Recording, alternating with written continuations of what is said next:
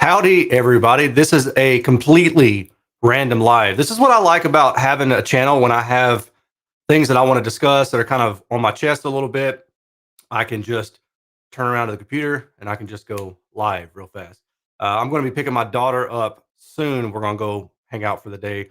So this won't last too long, but I really just wanted to kind of address a couple questions that I've been asked recently. I'll say hey to everybody in the group chat here. Fox Gaming and AV Nut. What's up, fellas? Um, Two things that have been not weighing on me, but have been discussed somewhat recently after some reviews.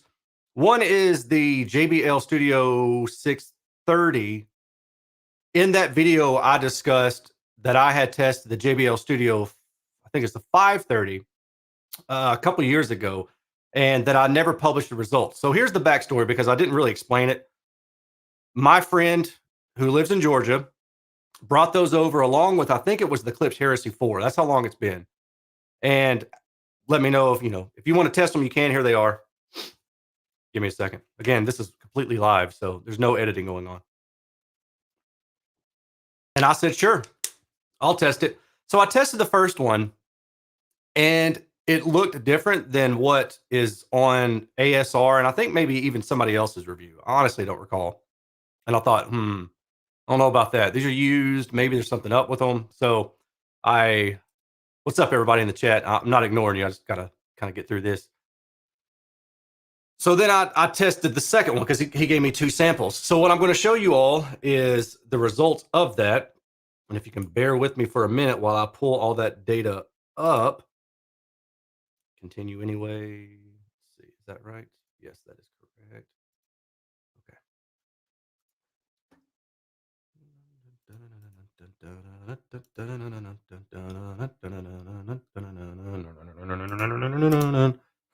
I bet y'all are going to have that stuck in your head today.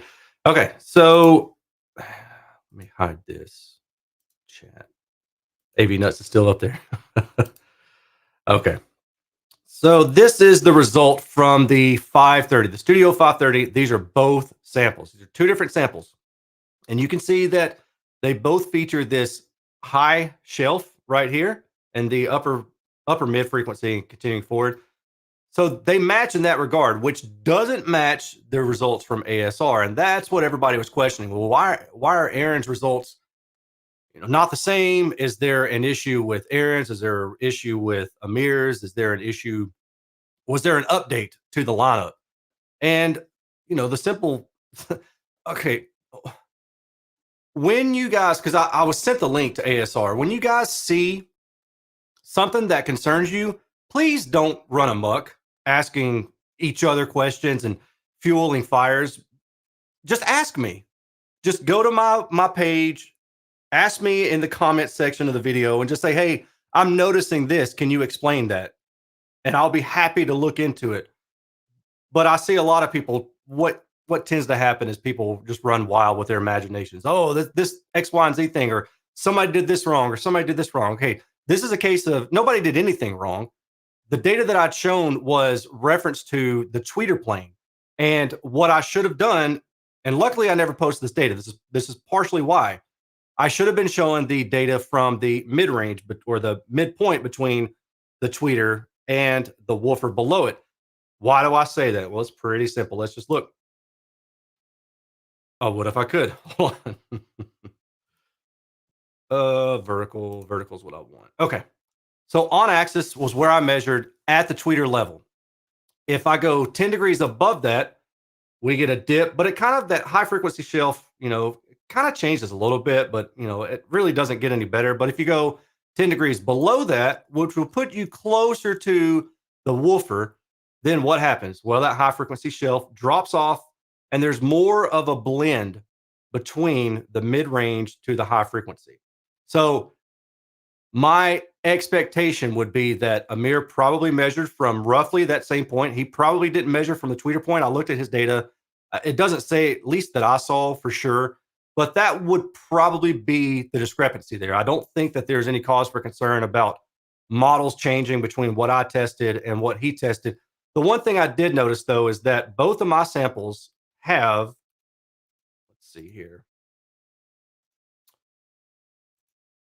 some variance above, what is it, about 8 kilohertz. So there's about a 1 dB difference between these two, which that could be product or sample to sample variance. And okay, that's fine.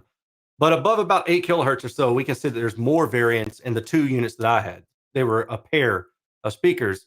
So I find that interesting. And this higher frequency doesn't really match what Amir has in his data. So maybe something changed there, or maybe again, it's just a reference point thing. If I go back to, let's see here, the vertical, and then I'm going to knock off everything. I'll leave the, here, you guys get to see the inner workings of the KLIPPEL information. I'm going to leave the on axis, and I cannot do just one. Okay, get rid of that. Leave this one here. I don't know that Amir's data showed that. I'm going to look at it real fast. And I'll just pull it over here for you guys to see. Hopefully it shows up on this screen.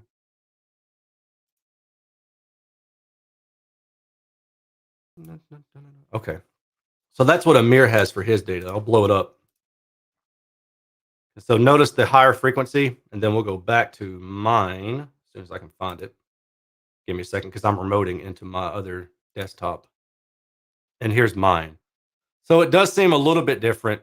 I mean, well, the higher frequency certainly is different, but the interesting thing again is that the pair that I have are similarly matched in this region. They're not the same, but they're similarly matched. So I find that interesting. But the overall point that I'm trying to make is, number one, when you see something, don't let your imagination run wild. Ask me. There's probably a reasonable explanation for it. In some cases, there can be sample to sample variation that could explain things. Sometimes it could be just a measurement setup error. In the case of the 530 that I didn't publish, that maybe I will if I have the opportunity to finish the results. The difference in my test versus Amir's apparently is that my reference plane was at the tweeter, his was at the mid-woofer tweeter in between point. And that's fine. I would have caught that before I published the data, but it's interesting. Now, why didn't I finish the data? Because I saw somebody saying, oh, things are afoot. No, things are not afoot. The thing is that when I had two results that didn't look right compared to somebody else's, I said, well, that's interesting. I'll come back to it because I've got a backlog of other speakers. And I thought I had plenty of time before my friend came and picked up his speakers. So I've continued to test those other speakers. And then he showed up, and I'd honestly forgotten even having the 530s. They were just literally on a shelf in the house. So when he came, he asked about them, and I said, oh, yeah, those. So he went ahead and took those back home with him. If I had the opportunity, then again, I'll pick that test back up and I'll make the adjustment for the axis, because once the measurement's done, it's easy. I can just go into the KLIPPEL software and say, all right, change the reference axis from this point to this point, and it'll go, and it'll change everything and do what it's supposed to do, and it's all good. So that is the 630 or the 530 conspiracy addressed. Let's see.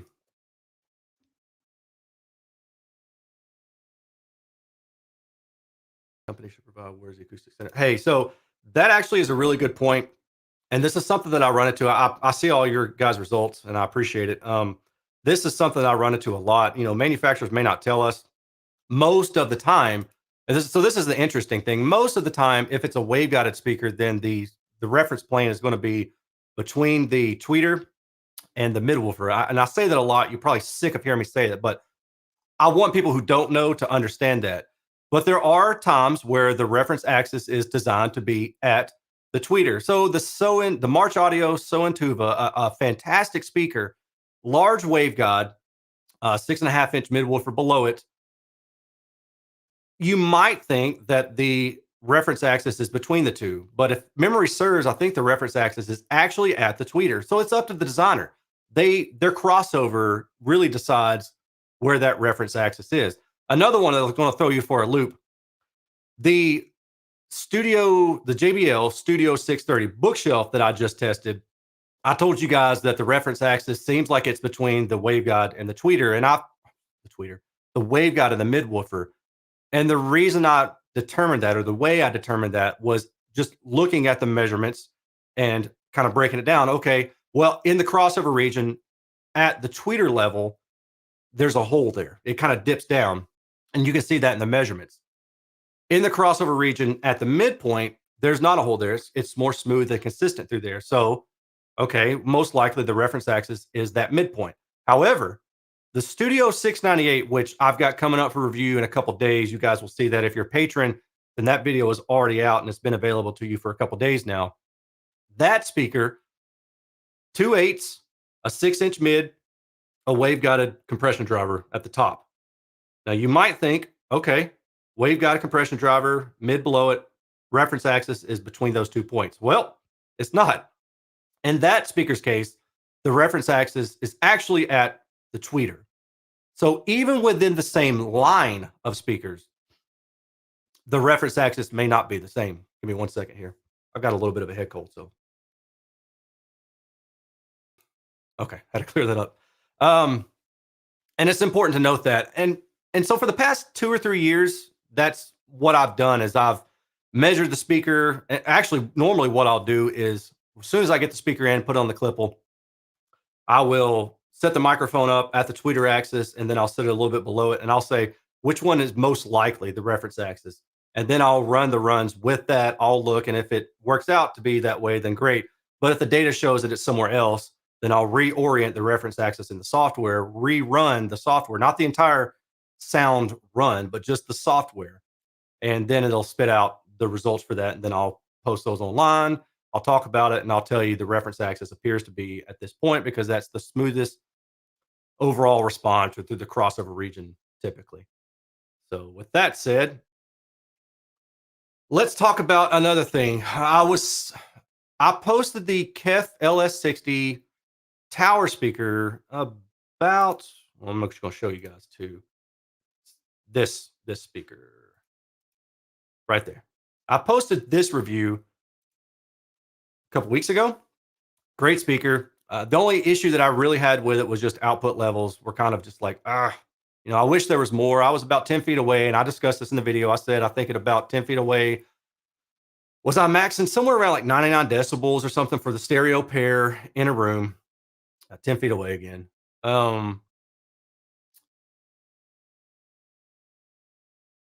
Some people have questioned the output capability. And I actually got an email from Kef saying, hey, this is about 3 dB off from what we expected. And, we're trying to understand here. So this is something that I want to point out, and this is probably going to implement or cause me to implement a change in my testing. Now, it's not going to affect what I already have in place. In fact, what I'm going to wind up doing is probably showing you at least one more additional graph. So when I do my compression testing, which is kind of my way of saying this is roughly the maximum output, and I'm scrolling as I tell you about this, and I'm going to show you the graphic of what I'm talking about first. Once I get there, image in new tab. Okay. Show on stream. Okay. So this is the compression limiting testing. Okay. And this is what it looks like for those of you who don't know. And the idea behind this is that what I will do is I will run a sine sweep through the speaker at a lower volume, 76 decibels. And then I'll increase it by 10 decibels. So then I'll go to 86 and I'll run it. Then I'll go to 96 and I'll run it. And then I'll go to 102 decibels and I'll run it. Now those SPL values are given at 1 meter anechoic. What I do is I take that first reference sine sweep at 76 decibels, and then I say, all right, 86, 96, and 102. How do you compare to 76? For a speaker that is perfectly linear, has no limiting, no issues with dynamic range, what will happen is if you divide all of those into each other, then you'll wind up with flat lines. All of them will be flat because that means there's 0 decibel difference between 76, 86, 96, and 102. I've had no speakers do that so far. I've had a couple of speakers come close, and while I'm thinking about it, I will show you the one that's probably come the closest. Some of you might be able to guess what it is right now. And if you can, that's pretty cool. That would be the JBL 4367. It's a 15-inch mid-woofer, and then this huge compression driver and the waveguide. One of my favorite speakers of all time. It's just awesome speaker. Plenty of dynamic range. And here we go. This is probably the best example I can give you. And for all intents and purposes, this is a perfectly linear speaker at all the volumes that I test at: 76, 86, 96, 102. 86 minus 76 is in red. That's practically zero. That means there's at least 10 decibels of dynamic range where the frequency response of the speaker does not change at all from 76 decibels to 86 decibels. What about 96 in blue? Pretty much the same. 102 decibels in pink, or I'm sorry, in purple, pretty much the same. Now, what that means is that that speaker has 26 decibels of, at least 26 decibels of dynamic range, where there is no change in the response from 76 decibels to 102 decibels. There is no compression. The bass isn't being limited. The high frequency isn't being dropped off because it's too much thermal heat and it can't dissipate it in time. Those things typically happen with smaller passive speakers. Now, the thing is, when you get into a speaker that has electronic components inside, like DSP, where they use active limiting to protect the woofers or maybe protect the tweeter from blowing, that's very common because it's a warranty type thing. Usually, manufacturer doesn't want to put a speaker out into the world, and then the first day the owner has it, they blow up the speaker because there was no protection in it. It's rare that I come across powered speakers, active powered speakers that don't have limiting in them. Many of them do. Cali Audio, studio monitors that I've tested, Focal has done that. I mean, you pretty much name them all that I've reviewed, and they all have some sort of limiting built in.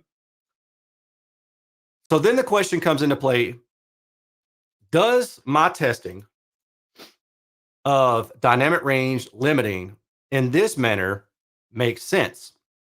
And even from the get-go, I knew that there was the potential that this sine sweep method might be a little bit too aggressive. And I saw that early on in one of the Genelec, I think it was the 8331A, where the sine sweep through the power speaker. Now, keep in mind, I'm talking power speaker. This is really where it matters. The limiting circuit on it, the protection circuit, basically says, yo, I'm expecting way too much of an inrush of something. I'm going to limit the speaker's output. I'm not going to provide bass or treble or something like that. In the case of the LS60, what's going on is 96 decibels is showing pretty significant limiting. Even 86 decibels is showing limiting in the bass region, but 96 certainly. And then 102, which is supposed to be on the graph, you can barely see that.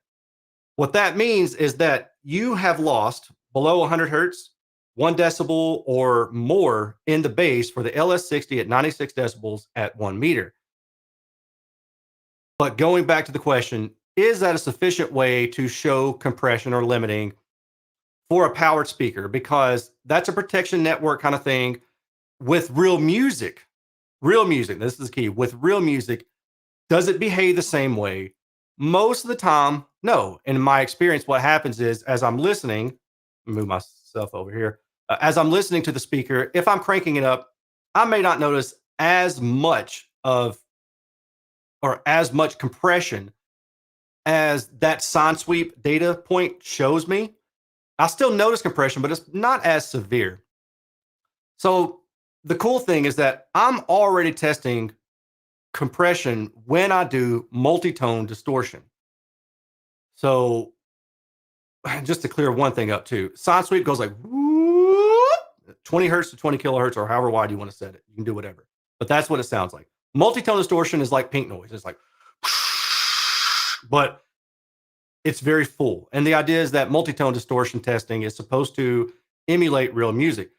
So what happens when you use real music-ish on something like that KEF LS60? Now, keep in mind that the way that the KLIPPEL data shows this, to me, is a little bit unintuitive. The compression is flipped to the positive side. Normally, I would post it to the negative side, but I'm not post-processing this data. What we see here is that I'm testing 70 decibels as my reference. I do it a little bit different for multi-tone testing. 79 decibels is the first step. 87 decibels is the second step. 96 decibels at 1 meter is the third step. All right. 96 decibels. This shows about 3 decibels of compression. So it's supposed to be 96 decibels. In this region, it's actually 93 decibels. And on the lower region, it increases more and more. Now, this kind of jives more closely to this 96 right here, doesn't it? So not a big deal there. I mean, that kind of jives. But the interesting thing is on the high frequency end, notice how there is significant limiting on the high frequency end with the sine sweep method. Does the multitone emulating music show that same thing? Not so much. I mean, so overall, it's about 2 decibels, but you're not having an increase right here like that compression testing I just showed you does. So the two different methods can show different things. And what all of this is saying is that I have now decided to post the multitone compression data in addition to the sine sweep compression data. Frankly, what you're going to find is there's going to be a lot of overlap. For passive speakers. It's not really going to change. For active speakers, I think that's where you're going to notice more of the change. But just make sure that when you're looking at these data results that you are comparing apples to apples. The SPL that I go up to in multitone is 96. And the reason I do that is because I don't want to risk damaging a speaker. I mean, when you're talking multitone signal, I run it for about 30 seconds for each. So 70 decibels gets 30 seconds of psh, 79 gets 30 seconds of that, 87 gets 30 seconds of that, and 96 decibels gets 30 seconds of that. And the idea is that you're going to heat up that voice coil. You're going to increase a little bit more in overall distortion. You're playing multiple tones at one time instead of just one tone like you do with harmonic distortion. And if I was going to do anything, I would probably just scrap harmonic distortion and that old compression testing that I was doing and just replace it with the multitone because honestly, it would be easier for me and it would be just as valid. But I've been doing the others for so long that I know as soon as I stop doing it, there's going to be an uprising and people are going to show up at my house with pickets or picks or axe picks. I exaggerate, of course, but no, seriously, I'll get inundated with messages. It's easier for me to keep doing what I was already doing and post this in addition. But I do want you guys to keep in mind that when I do post this, unless something changes, the compression for the KLIPPEL version is going to be going on the positive side instead of the negative side, like the compression that I show for my sine sweep. Okay, so just kind of keep that in mind. I'll see if there's a way that I can flip this scale somehow. Maybe I'll send an email to KLIPPEL and ask them if there's something I can do about that. But for the time being, if you see that compression testing, just keep that in mind. And that's it. That's really all I wanted to address for these two. So a quick recap after I snack some little bit of Oasis water I've got left. Not Wonderwall Oasis.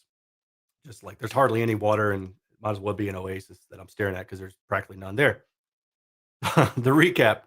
The Studio 530, if I change my reference point, it would match more closely to what Amir has. There's not a grand conspiracy there with JBL changing anything, at least as far as I can tell. There is still some high frequency difference between what I have and what Amir has, but I feel some comfort in the fact that the high frequency that I have, both of those are also different. So that could be some kind of quality control thing. I'm not 100% sure. Also, before you jump to conclusions, message me and ask me. I don't post there. It's a long story. I don't post there. And frankly, I just try to stay out of forums in general because I spend so much of my time doing this that I'm just burnt out and I don't really feel like discussing things and getting into long discussions online and debates and stuff about just silly stuff when I can make a video and just say, here you go. Here's why this is. So ask me in the future. The second thing is that the KEF LS60 compression limiting is going to be different for different test signals. And it's not just the KEF, it's any power speaker is probably going to adhere to that. Passive speakers, again, not so much. I've looked at that enough times to know. And that's really why I just never posted the multi-tone compressions because the passives were never enough to matter. But I'll try to be more mindful of posting that, at least for the active, excuse me, power speakers, if not the passives as well. If you're looking over my shoulder wondering if this is a Wharfdale Aura 2, you would be correct. Aaron, is it a good speaker? Man, it sounds really dang good. Really, really, really good. Wait for that review. It's coming up. JBL Studio 968 review is coming up soon. I'm going to flip through some comments real fast. I don't think I caught any. Oh, I got a super chat. That's cool. Buff Squad, Big Benny. Which speakers for a reference home theater that meets these criteria? Great dynamics compression, a good directivity. Budget, $1,000 USD per speaker. Keep your eye out for the Studio 698. that's a tower speaker, and that just recency bias, that speaker is fantastic. Keep an eye out for that. It's coming out Monday, I think, publicly. And thanks for doing what you do. I have a set of KFLS 50 metas after watching your channels and love them. Learning about measurements has really been fun. Hey, man. So learning about measurements has been really fun. That's my people. And I appreciate the super chat, dude. That's awesome.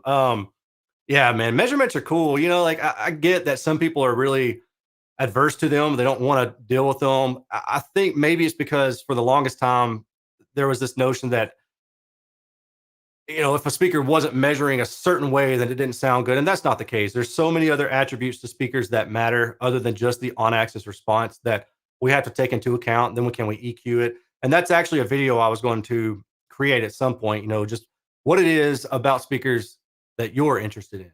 Don't answer that now. Save it. I'm going to create a little video for that because I think that would be fun to get some discussion going there. Oh, my phone's ringing. Hang on. Douglas Blake, I think I've already answered this. There's not a way to determine the axis by testing. I probably answered this after you asked and just didn't realize it. But yeah, after testing, then you can look at the vertical, you can look at the horizontal results. I was actually going to script up something in MATLAB that would take all the data and then it would create a preference score for all the variances. So basically, I'm probably limited to the front 180 degrees or something, but it would say, at 0 degrees vertical, 0 degrees horizontal, what's the score? At 0 degrees vertical, 10 degrees horizontal, what's the score? And then basically do all those, calculations for every angle, within reason, and then calculate score. And, that way it would kind of neat to find out, is there a better place than just the tweeter axis that the manufacturer says this? Does it actually kind of work out a little bit better at this other angle? But then you still got to take into account compression dynamics, distortion, those kind of things too. But yeah. I see all of your comments. I really do appreciate them. How's it going, Aaron? What's up, Aaron? I seriously, guys, I really do appreciate it. I didn't expect that anybody would even tune in for this. I thought I was going to be just dropping a quick video explaining some of the things that I've seen, the questions I've been asked, and I appreciate everybody leaving a comment. That's really cool of you all. And I need to make sure I'm not missing anything. Wharfdale 2, that would be cool if you could send Neumann's. Timothy Young. Oh, what's up, Tim? I'm old school and appreciate what you do. What's up, buddy? How you doing, man? I hope you're having a good holiday. All right, y'all. I'm going to end it here because I got to get ready. I got to go pick up my daughter. We're going to have a day on the town. And if you have any questions in the future, ask. I will talk to y'all later. Take care.